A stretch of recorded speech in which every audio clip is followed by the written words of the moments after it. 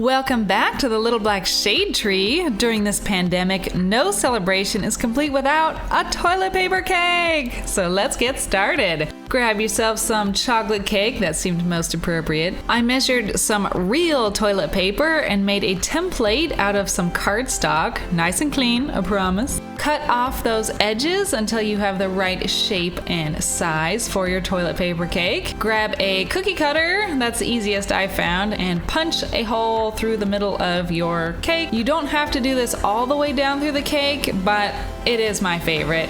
Go ahead and make some delicious ganache. That's a real crowd pleaser. Cover each layer in your ganache or frosting. I made mine 3 layers tall and then crumb coated it with a nice white buttercream. I couldn't find my normal tool for this, so a ruler just had to do, but I washed it sparkling clean.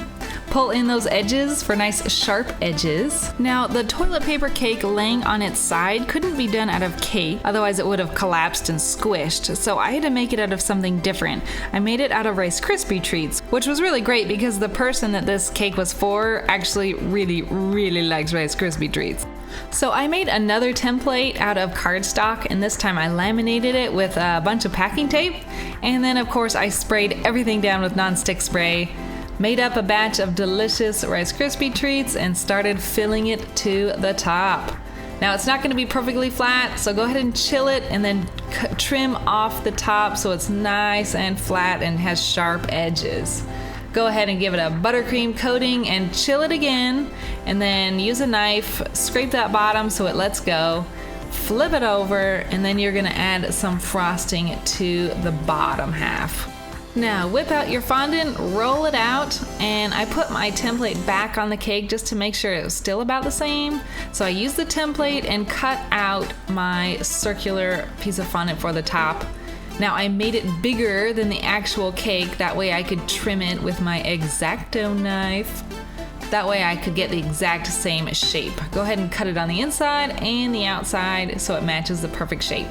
Now here we're gonna roll out the fondant again for the actual roll of toilet paper around the sides. Once you have it measured out, the same measurement as your cake, grab an impression mat for some authentic detail. Lay it down over your fondant, and you're gonna gently and slowly roll it on in to make that impression. It really was the wow factor for this cake. I loved it. Gently pull that mat off, and any of the pulling on the fondant will warp the shape just a little bit, so you can go back, and here you see me trimming it up to a nice sharp edges. Now if you want to take this cool quilting tool and make nice little quilting separation or perforation edges, that really was an awesome detail as well.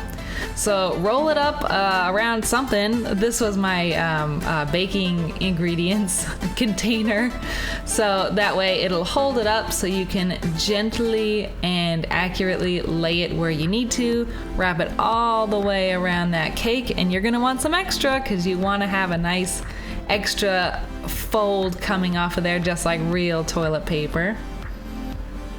Use any water to make sure it's nice and sticky. I used my X-Acto knife here again to trim the excess off the top.